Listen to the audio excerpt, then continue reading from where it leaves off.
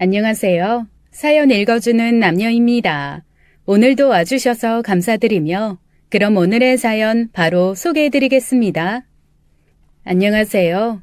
저는 파스타 가게를 운영하며 살고 있는 48살 여성입니다. 여러분, 심증은 있는데 물증은 없다라는 말 들어보셨죠? 심증은 확실히 이놈이 범인이 맞는데 물증이 없어서 범인을 잡지 못하는 경우 보셨을 겁니다. 그랬을 때 경찰들이 얼마나 속이 답답하고 타들어갈까요? 저는 제가 직접 그런 일을 겪어보니 그 심정을 100번 알겠더라고요. 그래도 저는 다행히 속 시원하게 제 문제를 잘 해결했지만 그 과정이 결코 즐겁진 않았답니다. 저는 27살 때 친구의 소개로 남편을 만나게 되었어요. 그 당시 남편은 온라인 쇼핑몰을 운영하며 인터넷으로 물건을 파는 사람이었습니다. 도매로 물건을 떼어와서 인터넷으로 판매하는 일을 했어요. 그때만 해도 온라인 쇼핑몰이 흔하지 않던 때라 남편이 하는 일이 신기하게 느껴졌죠. 젊은 나이에 온라인 쇼핑몰 사장님이라는 것도 꽤나 매력적으로 다가왔고요. 그 당시 웬만한 월급쟁이들보다 돈도 잘 버는 남편이었어요. 남편은 늘 큰 포부를 갖고 있었고 제게 자신의 미래에는 얼마를 벌겠다라며 목표를 이야기하기도 했습니다. 자고로 사람은 꿈이 커야 한다는 말을 듣던 때라 그런지 그런 남편이 좋아 보였어요. 성격도 무난하고 착한 사람이라서 결혼까지 결심하게 되었습니다. 제 나이 29살, 연애 3년 차에 동갑내기 남편과 결혼을 했습니다. 결혼 후 남편은 집에서 일하면서 업무를 보았습니다. 달콤한 신혼을 남편과 꼭 붙어 지낼 수 있다는 게 그 당시에는 너무 좋았어요.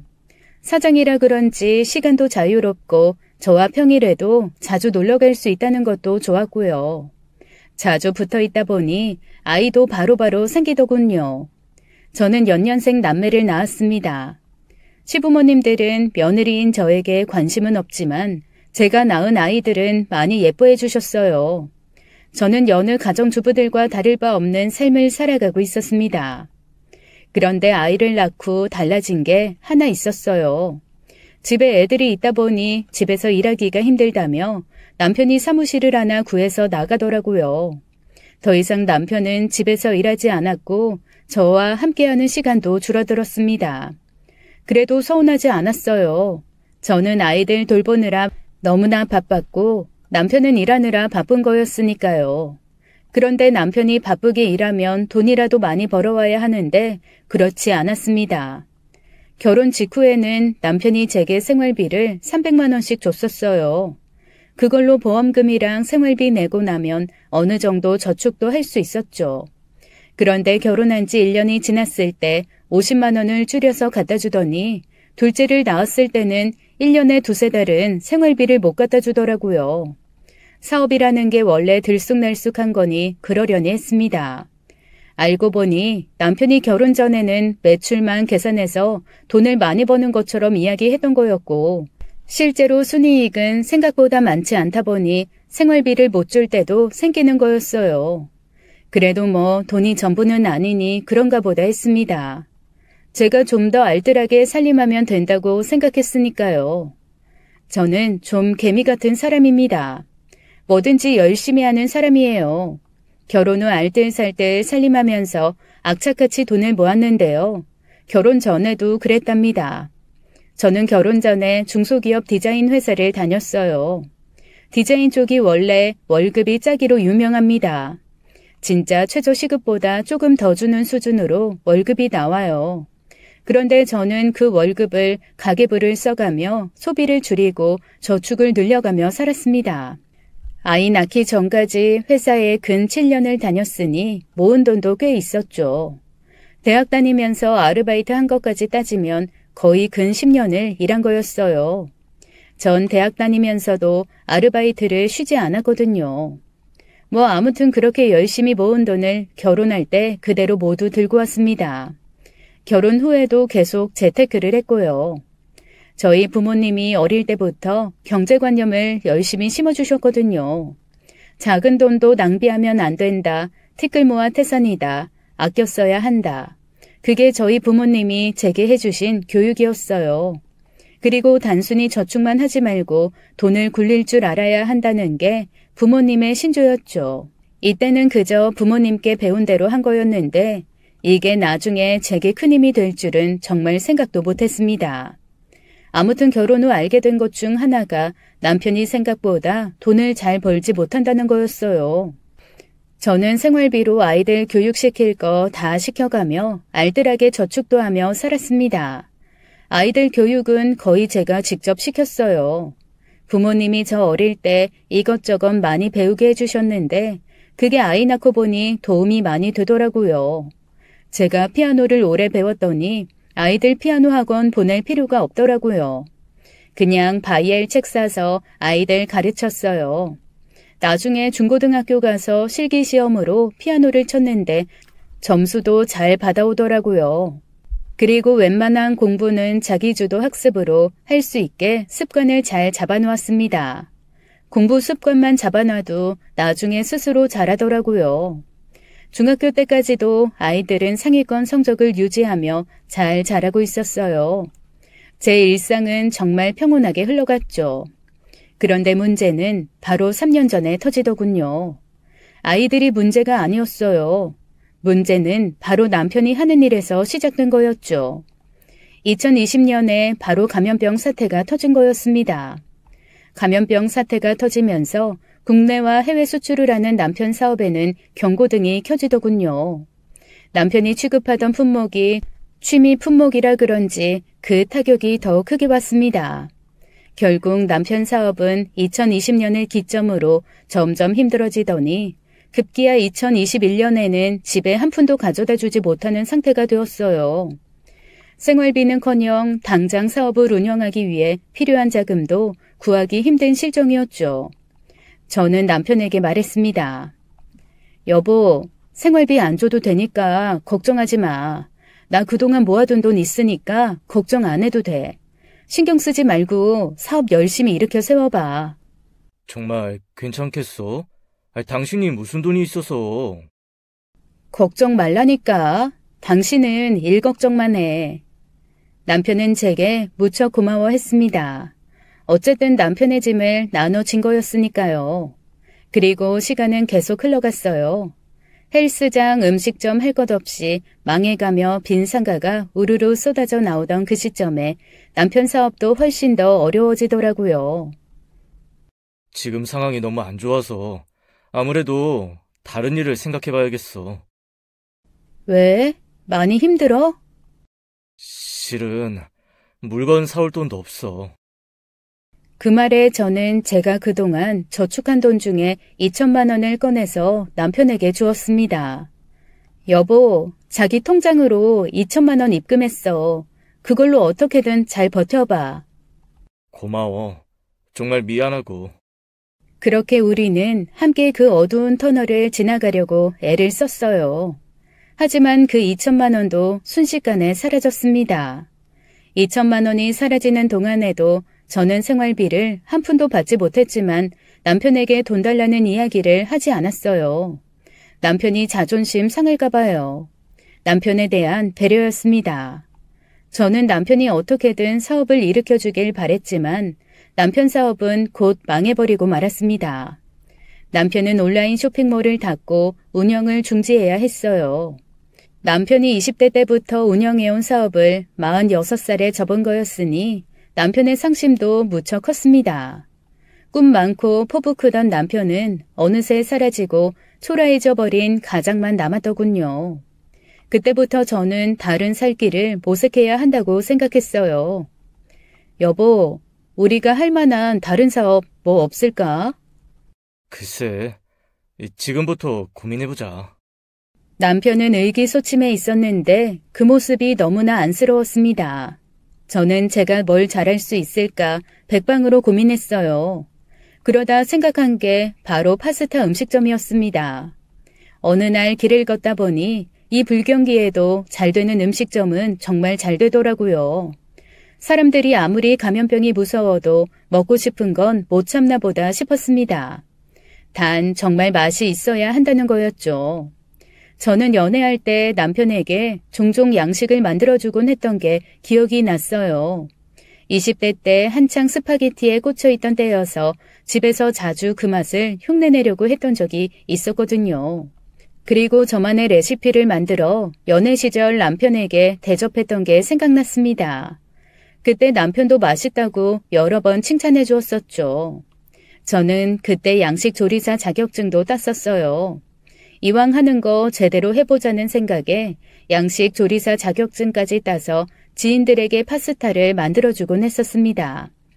그런데 그 자격증이 갑자기 떠오르면서 파스타집을 한번 해볼까 하는 생각이 들더라고요. 저는 그때부터 시장 조사도 하고 상권 분석도 하면서 새로운 일을 시작하는 것에 온 정성과 시간을 쏟았습니다. 아이들은 어느 정도 컸기에 지들이 알아서 밥 해결해서 먹고 공부하고 다니니 제가 일에 몰두하기에도 편했어요. 저는 밖에서는 시장 조사를 하면서 집에서는 요리 연구를 했습니다. 아이들에게 매일매일 파스타를 해주니 애들이 물리다고 난리가 나더라고요. 저도 하도 파스타를 먹었더니 나중에는 배탈까지 나더라고요. 그렇게 피나는 노력 끝에 저만의 레시피를 만들었고 여느 고급 레스토랑 못지않은 풍미를 지닌 파스타를 만들게 되었어요. 코로나로 어려워진 식당이 가게 자리를 내놓으며 나갈 때 권리금도 안 받고 나갔습니다. 저는 무권리로 그 자리를 계약해서 들어갔어요. 정말 좋은 자리였습니다. 젊은 사람들 유동 인구도 많았어요. 나이 많은 사람들은 감염병 사태를 더 심각하게 받아들여서 오히려 음식점에 잘 오지 않는데 젊은 사람들은 그렇지 않더군요. 아무래도 면역이 노인들보다는 좋으니 더 과감하게 다니는 것 같았어요. 그게 파스타라는 종목과도 잘 맞아떨어진 것 같습니다. 아무튼 저는 식당 인테리어를 손품 발품 팔아서 직접 다 했습니다.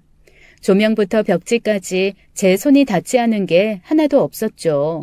디자인 회사에서 일해온 경력이 빛을 발하는 순간이었어요. 게다가 제가 결혼 전에 모아둔 돈으로 가게 오픈하는 데 드는 비용을 모두 해결할 수 있었습니다. 테이블 딱 3개 들어가는 아주 작은 홀에서 시작했습니다. 가격을 싸게 하고 양은 많게 했더니 장사가 잘 되더라고요. 게다가 접시도 하나하나 제가 직접 고른 접시였는데 사람들이 예쁘다고 좋아하더라고요. 제 요리 솜씨에 곁들여 친절함도 한몫한 것 같았습니다. 음식점에 들른 손님들께 이벤트를 해서 우리 가게를 홍보하게 했더니 소문은 금세 퍼져나갔어요. 예쁜 인테리어에 예쁜 접시와 음식 플레이팅까지 사람들이 좋아해 주었습니다. 사진 찍기 좋아하는 젊은 사람들이 SNS에 사진을 올려주니 저절로 홍보가 되었나 봐요. 우리 가게는 젊은 사람들의 명소가 되면서 장사는 점점 잘 되더군요. 도저히 손님들을 전부 수용할 수가 없어서 우리 부부는 가게를 넓히기로 했습니다. 가게 운영한 지 반년 조금 넘었을 때 근처에 더 큰 상가로 옮기게 되었어요. 좀 더 번화가였고 테이블도 8개나 들어가는 자리였죠. 가게를 이사하고 나서 정말 운이 좋았던 게 슬슬 감염병에 대한 공포감이 누그러지면서 저희 가게의 손님들이 더 많아진 거였습니다. 한때 뉴스에 보복 심리라고 해서 소비자들이 소비를 많이 한다고 기사도 난 적 있잖아요. 바로 그때쯤 저희 가게 매출이 최고를 찍었습니다. 장사가 잘 되면서 그동안 남편이 가져다 주지 못한 생활비를 금세 메꿀 만큼 돈을 잘 벌었어요. 누구보다 저도 열심히 했지만 남편도 열심히 해주었죠. 그때까지만 해도 남편이 정말 너무나 고마웠어요. 남편이 그 여직원을 제 가게로 들여오기 전까지만 해도 말이죠.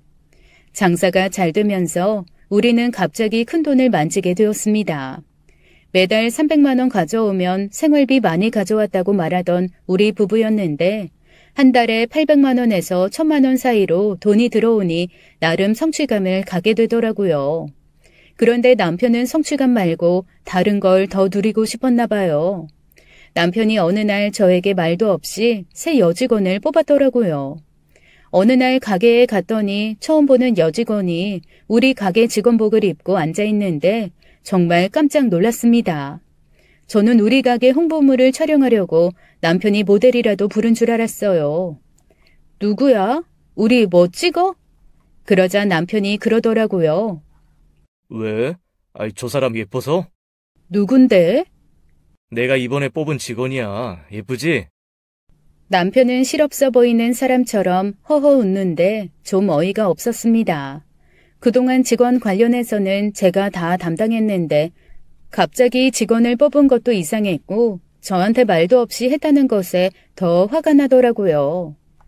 왜 나한테 말도 없이 사람을 뽑았어? 우리 안 그래도 장사 잘 돼서 한 명 정도 서빙할 사람 더 필요하잖아. 자기도 저번에 힘들다며 직원 하나 더 뽑아야 되지 않냐고 그랬잖아. 그거야 그냥 지나가는 말로 한 소리지. 그냥 한 소리에 사람을 진짜로 뽑으면 어떡해? 그것도 나한테 말도 없이. 그런데 더 어이없는 것은 그게 다가 아니었어요. 뭐? 시급이 얼마라고? 시급 2만 원. 왜? 무슨 2만 원이나 주고 알바를 써? 자기가 몰라서 그러는데 요즘은 비주얼이 대세야. 요즘은 알바생이 예쁘거나 잘생기면 장사가 잘 된대. 그런 얘기 못 들어봤어? 손님들이 예쁜 여자나 잘생긴 남자 있는 가게에 일부러 찾아온다는 말. 그런 가게에는 불평불만도 없대. 내가 다 생각해서 뽑은 거라고. 아무리 그래도 2만 원은 좀 과하지. 예쁜 애들은 원래 좀 비싸. 근데 조금 비싸더라도 그게 우리 가게 매출로 들어오는 거니까 걱정하지 마. 두고 봐라. 분명 사람들이 쟤 보러라도 우리 가게에 파스타 먹으러 올 거니까. 남편 이야기에 대놓고 반대만은 할 수 없었던 게 남편 말이 진짜로 사실이라는 걸 옆 건물 카페에서 보았기 때문이었습니다. 잘생긴 남자 바리스타가 한 명 직원으로 들어왔더니 여자 손님들이 줄을 이어 들어온다는 얘기를 얼마 전에 들었거든요. 그래도 다른 직원들은 시급 13,000원에 시키고 있는데 그 여직원만 2만 원을 준다는 게 좀 내키지 않았습니다. 남편이 하도 매출 운운하며 고집을 부려서 어쩔 수 없이 그 직원을 쓰게 되었죠. 그런데 그 여직원이 들어오고 나서부터 남편의 이상한 행동이 눈에 띄더라고요. 저랑 대화할 때 반 이상이 그 여직원에 대한 이야기였어요. 그 여직원이 오늘 뭘 했다더라 하는 그런 이야기로 저와 대화를 나누는데 기분이 썩 좋지 않았습니다. 더 웃긴 건 남편이 어딘지 모르게 들떠있는 티가 나더라고요. 뭐 예쁜 여자 앞에서 남자들이야 다 똑같지라는 생각을 하며 말았어요.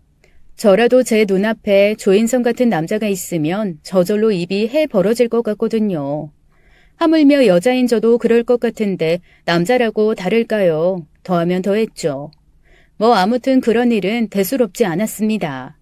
그런데 그 여직원을 눈여겨보니 좀 별로인 구석이 보이더라고요. 고급스러운 사람은 아닌 것 같았어요. 우리 가게는 대략 2시 반에서 3시 사이에 다 같이 점심을 먹습니다.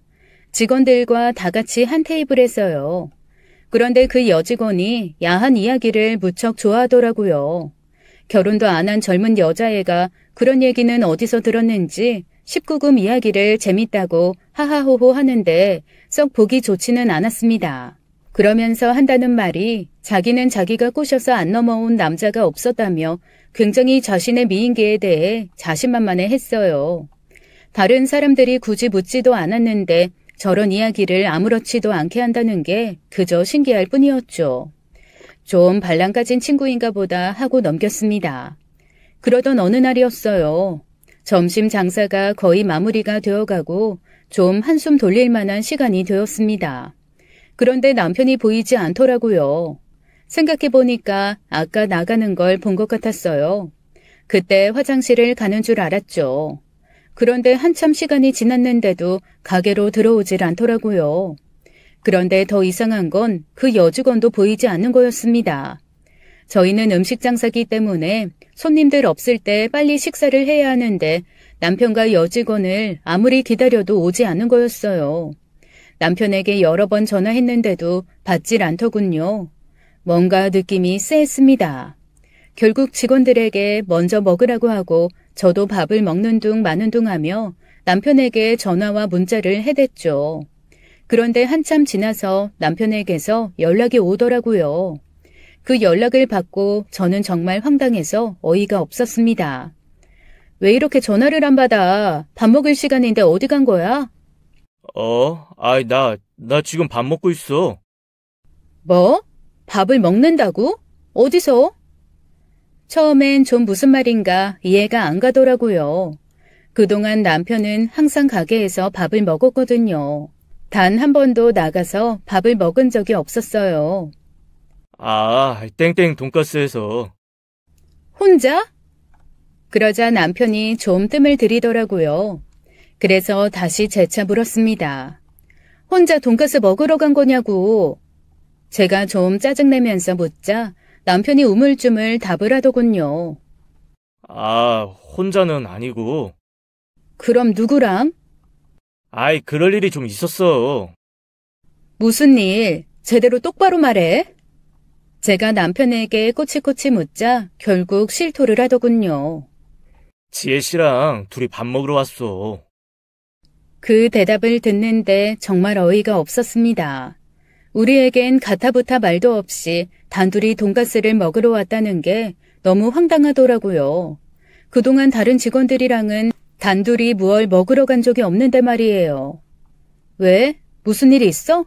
왜 단둘이 먹으러 가? 실은 지혜 씨가.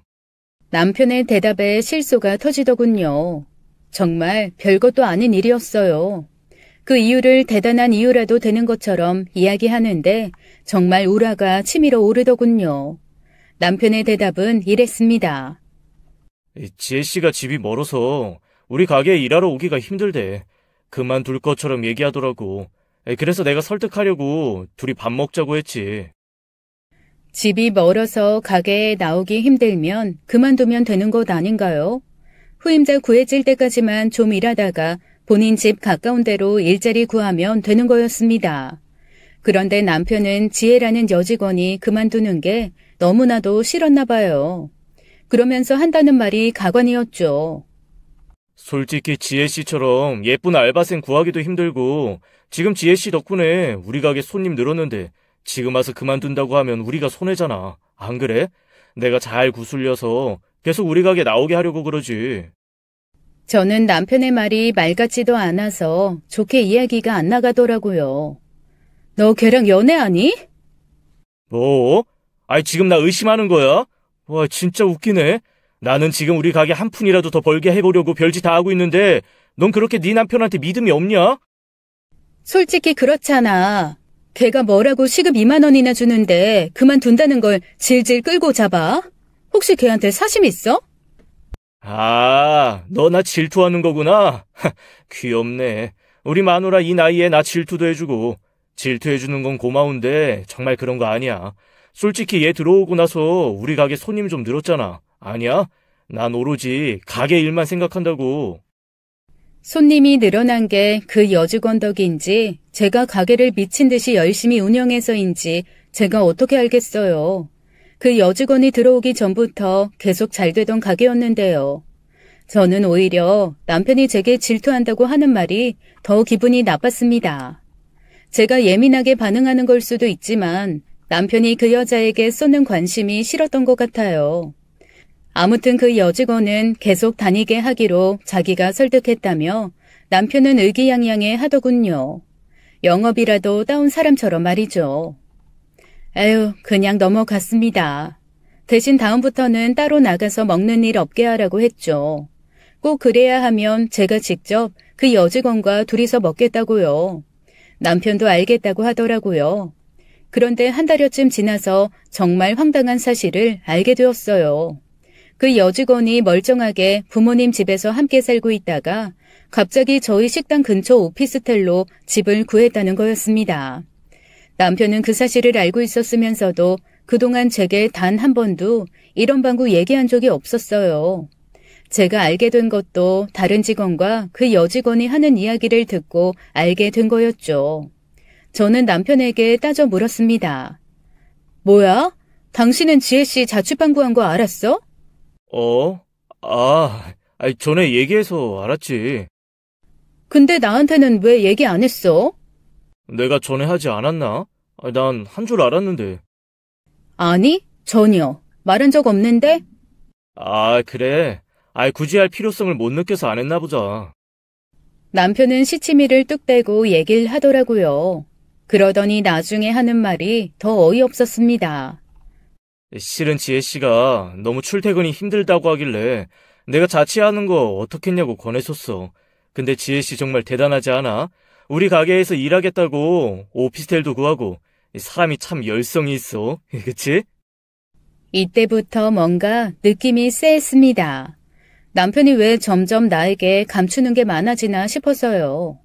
나한테는 관심도 없으면서 그 여직원에게만 관심을 갖는 게 속상하기도 했어요. 그런데 남편이 집에 늦게 들어오기 시작하면서 제 염려는 점점 더 커져갔습니다. 제가 아무리 이 파스타집 사장이지만 저는 아이들의 엄마입니다. 식당 마무리하기 전에 아이들을 돌봐야 했기에 어쩔 수 없이 일찍 퇴근하곤 했어요.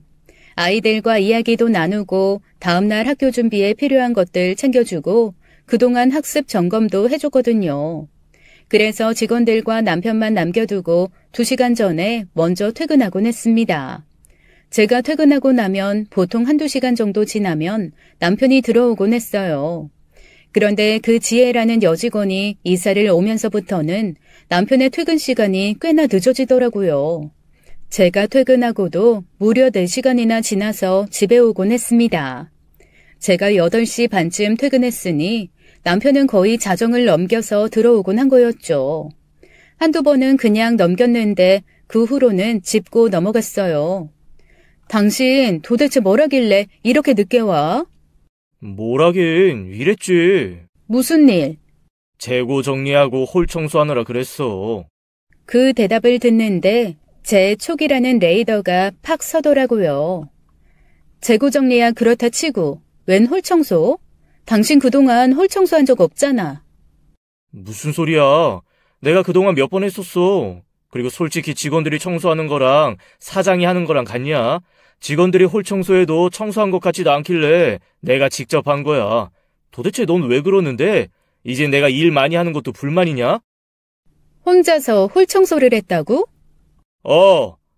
처음에 나 혼자 하는데 지혜씨가 와서 도와주더라. 요새 그런 직원이 어딨냐? 돈도 안 받고 야근까지 하고 다른 직원보다 시급도 센데 이럴 때 써먹어야지 안 그래? 내가 전에 말했지? 지혜씨 진짜 열심히 한다고. 사람 참 괜찮더라니까. 내가 사람 보는 눈이 있어. 갑자기 분위기가 여직원 칭찬을 하는데 어처구니가 없더군요. 애초에 그 시급을 안 주면 되는 거잖아. 열심히는 무슨. 손님 많이 끌어모으려면 어쩔 수 없다니까. 요즘 대세 흐름을 따라가야지. 시대 흐름에 뒤처지는 거 한순간이야. 뭘 모르면 말을 마. 남편의 개소리는 계속 도돌이표였습니다. 그러면서 저를 이해 못하더라고요. 앞으로 홀청소 직원들한테 시켜. 자기가 힘들게 하지 말고. 저는 이렇게 딱 잘라 말해주고는 다음날 조금 일찍 출근해서 CCTV를 돌려보았어요. 남편 말대로 그 여직원과 남편이 단둘이 남아서 그 밤에 홀청소를 하더군요. 그런데 그들의 주된 업무는 홀청소가 아니었어요. 둘이서 야한 농담이나 하고 수다를 떠는 게 주로 하는 일처럼 보였습니다. 남편은 뭐가 그리 좋은지 연신 웃고 떠들더라고요. CCTV에 둘 사이의 불륜을 의심할 만한 그런 행동은 없었지만 그래도 기분이 굉장히 더러웠습니다.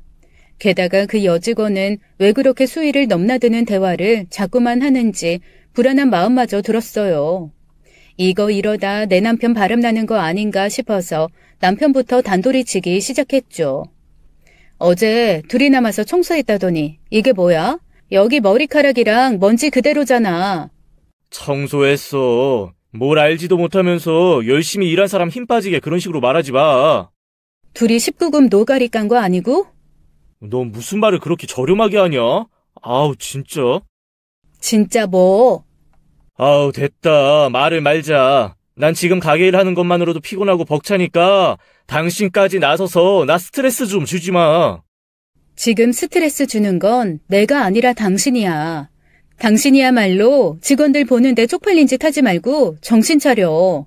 누가 보면 당신이랑 저 여직원이랑 연애하는 줄 알아. 알았어? 나중에 늙어서 대우받고 싶으면 행동 똑바로 해. 참 어이없네. 야 아직도 질투하냐? 너 그거 병이야, 의부증. 의부증 좋아하네. 나중에 소송당하기 싫으면 정신 차려. 남편이 제 속을 긁는 말에 저도 지지 않고 받아쳤습니다.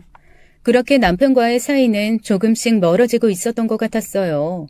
그러던 어느 날이었어요. 제 속을 확 뒤집은 사건이 터져버렸죠.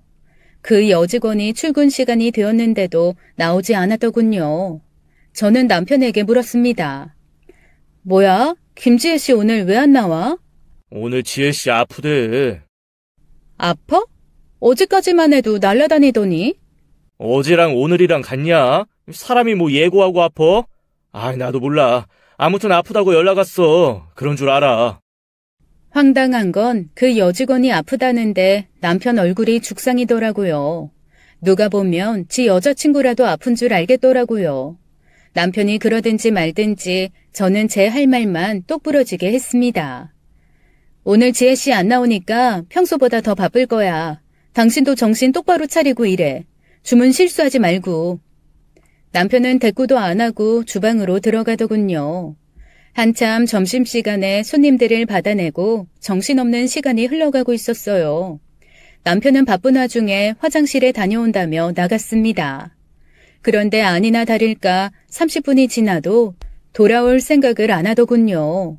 이렇게 바쁜 점심 피크타임에 말이에요. 처음엔 바빠 죽겠는데 왜 이렇게 안 오나 열불이 나더라고요. 그런데 시간이 30분이 지나가자 걱정되기 시작했습니다. 뭐야, 왜 안 와? 화장실에서 쓰러지기라도 했나? 라는 생각이 들면서 아까 낮에 남편 표정이 좋지 못했던 게 떠올랐어요. 어디가 아픈 건 아닐까 싶어서 걱정이 되었죠. 남편에게 전화를 걸어보았어요. 하지만 10통이나 해도 받지를 않더군요. 그런데 잠시 후 제 핸드폰에 문자 하나가 떴는데 저는 경악할 수밖에 없었습니다. 카드 내역이 뜨는데 죽집이라고 뜨더군요. 남편이 제 사업자 카드로 죽집에서 죽을 산 거였어요. 제 명의로 된 카드이니 모든 결제 내역이 제 핸드폰에 문자로 뜨는 거였죠. 죽집 지점명이 뜨는데 그게 그 여자가 사는 집 근처더라고요. 바로 그 오피스텔 앞에 있는 죽집이었어요. 설마 아니겠지, 설마 아니겠지. 속으로 수십 번을 외치며 고민에 빠졌습니다. 점심 장사만 마무리하고 브레이크 타임에 가게 문을 닫을까, 남편을 믿고 기다려볼까. 만약에 브레이크 타임에 문을 닫으면 그날 저녁 장사는 접는 거였어요. 그럼 하루 매출 손실이 엄청난 거였죠. 저는 결국 가게 문을 닫았습니다. 직원들을 일찍 퇴근시키고 식당 문을 잠그고 나와버렸어요. 그동안 아파도 쉬지 않고 주말에도 쉬지 않고 운영하던 식당이었습니다. 그런 식당을 결국 남편 때문에 닫게 된 거였어요. 저는 아주 비장한 얼굴로 그 여자 오피스텔로 향했습니다. 예전에 그 여직원이 남편 핸드폰에 자기 집 주소를 남긴 적이 있었거든요. 정말 어이없는 건 제 남편 나이가 저랑 동갑이고 작년에 47이었습니다. 젊을 적에야 키만 작았지 지금은 키 작고 임산부처럼 배도 나왔어요. 자기 관리를 정말 안 하는 사람이었거든요. 운동이랑은 거리가 멀어서 몸매는 풍뎅이였습니다. 이마는 35부터 조금씩 넓어지더니 지금은 이마와 정수리가 아주 시원해졌어요. 누가 봐도 최소 50대로 보는 그런 외모인데 그동안 저는 그래도 남편이랍시고 예쁘다고 사랑해주고 잘생겼다고 말해주곤 했었죠. 아무튼 그런 남편에게 그 여직원이 문자를 한 거였어요. 사장님, 저희 집 주소예요. 나중에 휴지사 들고 집들이 꼭 오세요. 라고 말입니다. 그걸로도 싸웠었어요. 그 여직원에게도 한 소리 하고요. 직원이면 직원답게 일만 하라고 말입니다. 사장은 네 친구가 아니라고 말이죠. 그때 저의 직설화법에 그 여직원은 셀쭉해져서는 알겠다고 하고 넘어갔죠. 안 그랬으면 머리채라도 잡았을 저였어요. 아무튼 그렇게 알고 있던 여직원 집 주소를 기억해내서 찾아갔습니다. 오피스텔에 도착해서 벨을 눌렀어요. 그 여직원은 누군지 확인도 안 하고 문을 벌컥 열어주더군요. 제가 인사도 없이 현관으로 들이닥치자 그 여직원이 놀라하더라고요. 아니나 다를까 남편이 그 집에 있었습니다. 그것도 주방 싱크대 앞에서 앞치마까지 메고 서 있더라고요. 당신 지금 여기서 뭐 하는 거야? 도대체 여직원 집에 당신이 왜 오냐고. 그것도 죽까지 사들고. 당신이야말로 지금 왜 여기 있어? 지금 저녁 장사 준비 안 하고 여길 왜 왔어? 이 와중에 저녁 장사 걱정하는 남편이 웃기더라고요. 누구 때문에 장사 접고 여길 왔는데 말이에요. 당신 뭐냐고, 둘이 뭐 했냐고. 저는 화가 나서 다짜고짜 따져 물었습니다. 그러자 남편이 황당하다는 듯이 당당하게 얘기했어요. 지혜 씨가 아픈데 돌봐줄 사람도 하나도 없고 밥도 못 먹고 있다는데 어떡해. 빈속이라 속이 하도 아프다고 문자 왔길래 죽 사다가 가져다 준 것뿐이야. 진짜 어이없네. 쟤는 손이 없어 발이 없어. 요즘 손가락만 몇 번 튕기면 배달해주는 죽집이 수십 군데인데. 뭐? 죽을 사다가 줘? 너 진짜 내 손에 죽어볼래? 오해하지 마. 나 진짜 죽만 사다 주러 온 거야. 개소리 하지 마. 여직원 아프다고 혼자 사는 오피스텔까지 찾아와서 죽 사다 주는 사장이 어딨냐? 어? 넌 내가 남자 직원 아프다고 죽 사다가 자취방까지 가져다 주면 잘했다고 칭찬해 줄래? 난 당신이 그랬으면 무조건 이해해줬어. 난 당신을 믿으니까. 도대체 이건 무슨 논리인지 모르겠더군요. 그러면서 남편이 하는 말이 제가 다른 남자랑 둘이 여행을 간다고 해도 저를 믿기 때문에 허락해주고 이해해줄 거랍니다. 이해 못해주는 제가 서운하다는 말 같지도 않은 소리를 하는데 돌겠더라고요. 남편은 끝내 한다는 말이 또 저를 의부증으로 모는 거였어요. 여보, 당신 진짜 의부증 같아. 병원 가봐. 저는 남편에게 소리를 질러댔고 남편은 저를 미친 여자 취급을 했습니다. 그런데 그 와중에 정말 어이없는 건 그 여직원의 태도였어요. 팔짱을 끼고는 저를 쳐다보며 불난지 불구경하듯 서서 지켜보기만 하더라고요. 끝까지 죄송하다는 소리 한번 안 하고 말입니다. 저는 여직원에게 말했어요. 김지혜 씨, 당신 해고니까 이제 그만 나와. 알았어?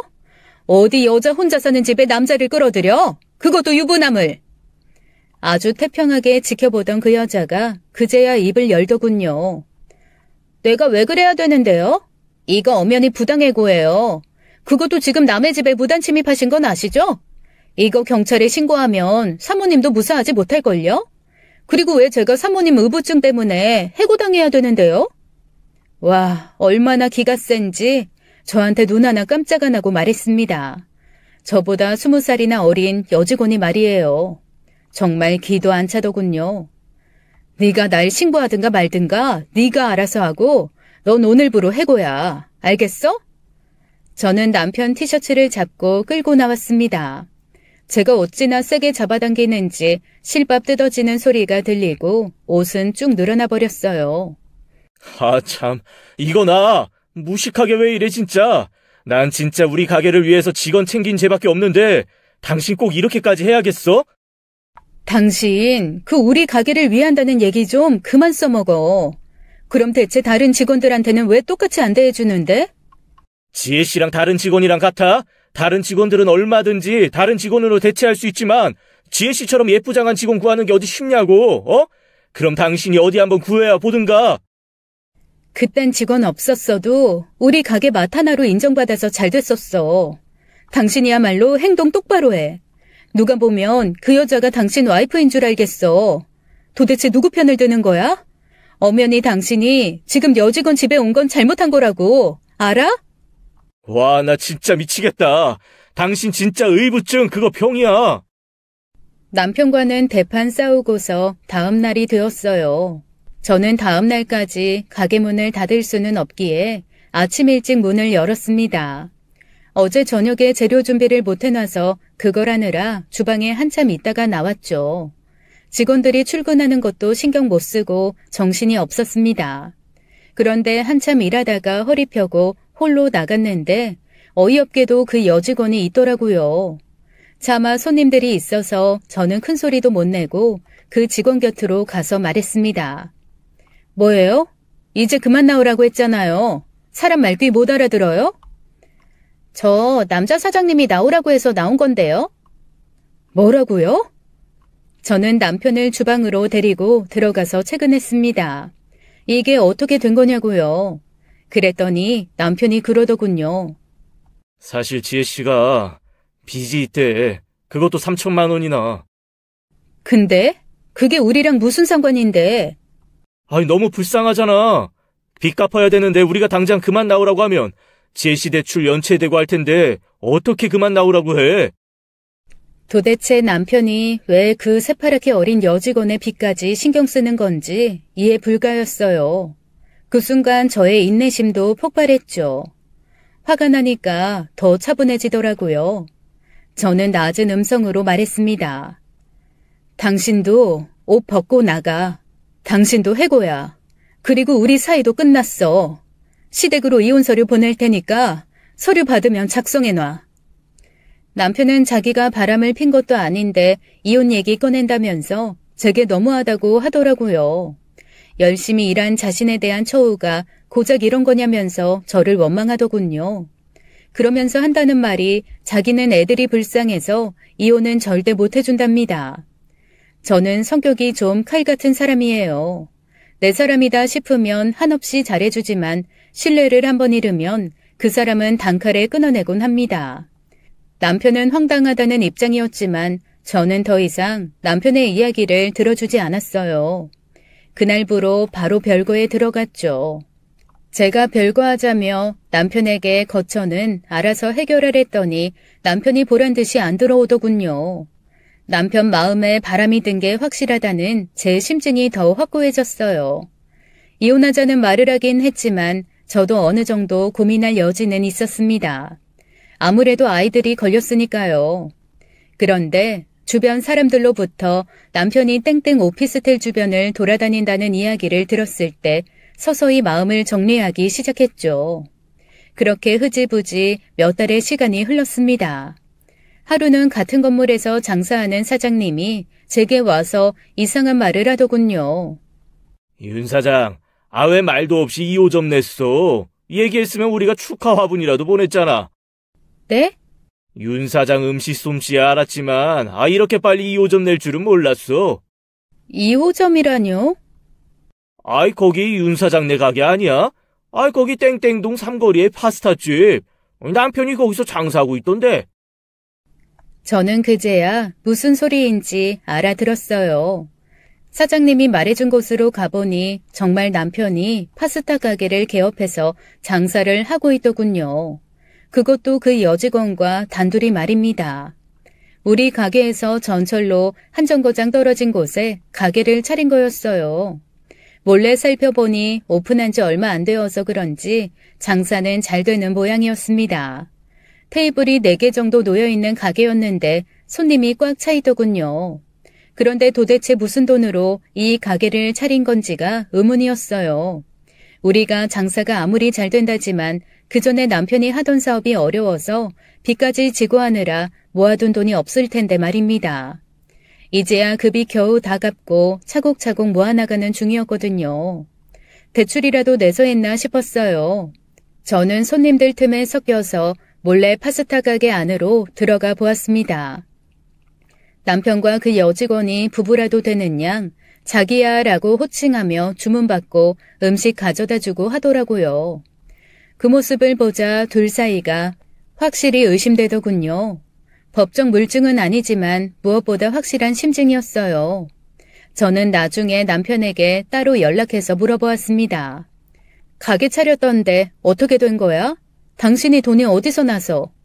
넌 항상 그게 문제야. 내가 뭘 하던지 일단 깔고 보잖아. 내가 돈 없어서 이런 것도 못한 줄 알아? 그 가게 지혜씨랑 나랑 동업으로 차린 거야.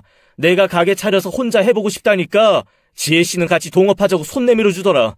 너처럼 네 가게 차릴 때 네 명의로 다 하고 돈 관리도 전부 네가 하는 너랑은 달라. 그래도 그거 인테리어하고 주방기구 들이는데 돈이 얼만데 그 돈을 둘이서 다 했다고? 당신 돈 없잖아. 난 돈이 없지만 은행에는 돈이 있지.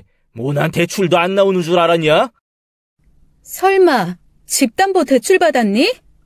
그래, 받았다. 어쩔래? 진짜 이 인간이 아주 막 나가자 이거지? 공동명의 집인데 내 동의 없이 어떻게 대출받은 거야? 공동명의면 나한테 지분이 절반이 있다는 건데 내가 내 지분 가지고 대출을 받는데 네 동의가 왜 필요하냐? 정말 기가 막히더라고요. 이혼을 하더라도 그 집에서 저와 아이들이 살아야 했어요. 그런데 남편이 그 집의 공동명의자라는 이유로 저 모르게 대출을 받은 거였습니다. 우리 가족보다도 그 여자와 동업하는 게 더 중요한 남편은 더 이상 내 아이들의 아빠가 아니라는 생각이 들더군요. 남편은 끝까지 자기는 결백하다며 바람 안 피웠다고 하는데 꼭 불륜 현장을 봐야만 그게 불륜인가요?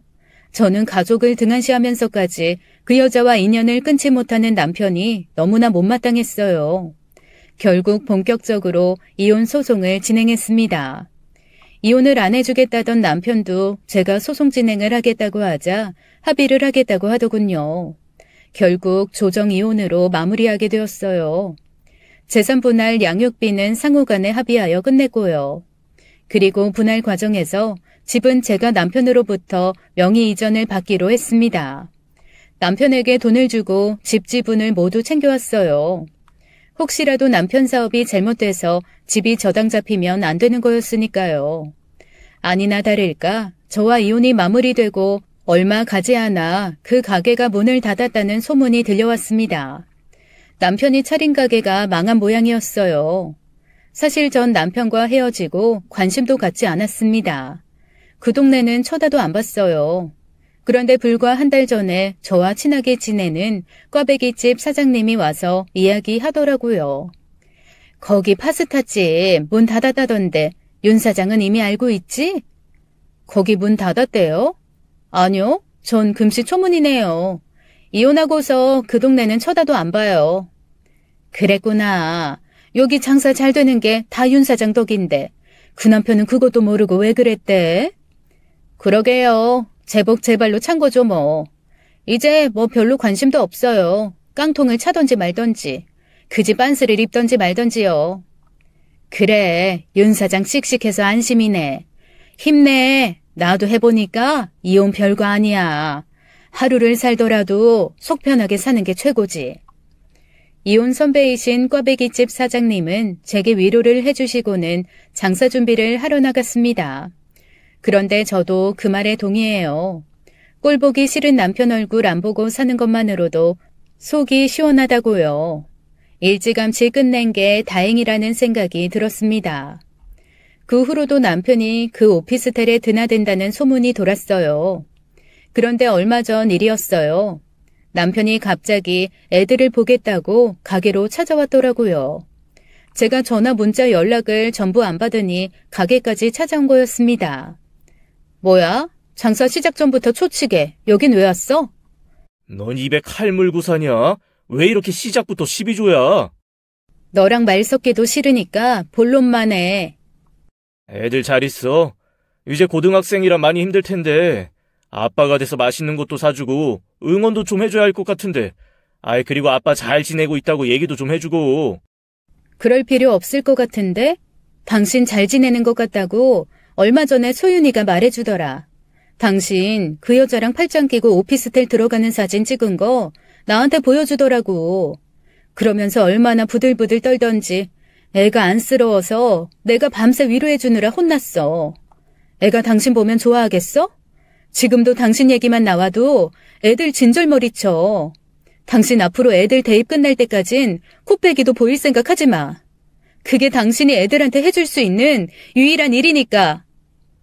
남편은 저의 쓴소리에 한숨을 푹푹 쉬며 가게 밖으로 나갔습니다.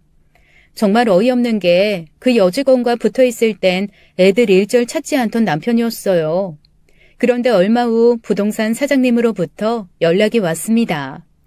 참고로 제가 이 동네에 발이 넓어요. 제가 가게에서 일만 하고 있어도 이 동네 소식이 제 귀에 다 들어오곤 합니다. 소윤 엄마, 거기 오피스텔 빠졌어. 네? 무슨 오피스텔이요? 아이, 거기 있잖아. 408호. 거기 재계약 안 했어요? 안 했어. 내가 슬쩍 물어보니까 다시 부모님 집으로 들어간다던데? 그래서 내가 그랬지. 남자친구는 어떡하고 집으로 들어가냐고 했더니 남자친구는 무슨 남자친구냐고 승질을 팍 내더라고. 둘이 헤어진 모양이야. 그랬대요? 그 인간 개밥에 도토리 됐네요. 뭐 아무튼 알려주셔서 감사해요. 안 그래도 남편이 찾아와서 왜 그러나 했는데 딱 사이즈 나오네. 남편이 운영하는 가게가 망하자 그 여자는 제 남편이 별 볼 일 없는 남자라고 여겼겠죠. 그전에야 자기 월급 높게 챙겨주는 잘나가는 가게의 사장님으로 보였겠지만 독립해보니 능력으로 보나 경제력으로 보나 개털이었던 겁니다. 재빠르게 알고 도망간 거였어요. 참 요즘 살면서 느끼는 게 젊은 애들 무섭다는 겁니다.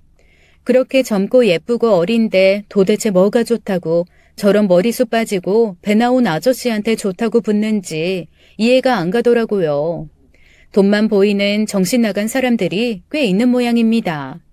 그마저도 진짜 돈 많고 배 나온 사장이었으면 다행인데 제 남편은 그게 아니었던 거죠.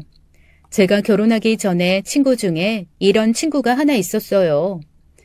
야, 남자는 뭐니 뭐니 해도 돈 많은 남자가 최고야. 솔직히 잘생긴 거지보다 벤츠에서 내리는 대머리 아저씨가 더 멋있어 보이는 거라고. 갑자기 그 말이 생각나더군요. 그 여직원은 눈이 삐어서 가짜를 진짜로 착각한 거였지만 만약 내 남편이 진짜 백이었다면 어땠을까 생각만 해도 싫더라고요. 아마 둘이 눈 맞아서 행복하게 살았을 것 같습니다. 그래서 여자도 돈을 벌어야 하고 재산 열심히 모아놔야 되는 것 같아요. 그래야 이런 일 겪어도 덜 서러운 것 같습니다. 저는 여전히 악착같이 억척순이로 열심히 살고 있어요. 제가 열심히 사는 모습을 보며 아이들도 열심히 자기 할 일 하고 있고요. 주변에 보면 그렇더라고요. 결손 가정이어도 엄마나 아빠가 치열하게 열심히 살면 자식들도 그걸 보고 배운다고요. 그래서 저는 하루하루 최선을 다하는 삶을 살고 있습니다. 그나저나 저런 머리 빈 여자애들은 좀 정신 차렸으면 좋겠네요. 젊음도 한때라는 걸 알아야 할 텐데 말이죠. 남의 인생에 편승하지 말고 스스로 개척해 나가는 삶을 살아가라고 일침 놓고 싶습니다. 그럼 제 이야기는 여기까지입니다. 긴 사연 들어주셔서 감사합니다. 지금까지 사연 읽어주는 남녀였습니다. 끝까지 시청해주신 여러분 감사드리며 저희는 다음 사연으로 돌아올게요. 감사합니다.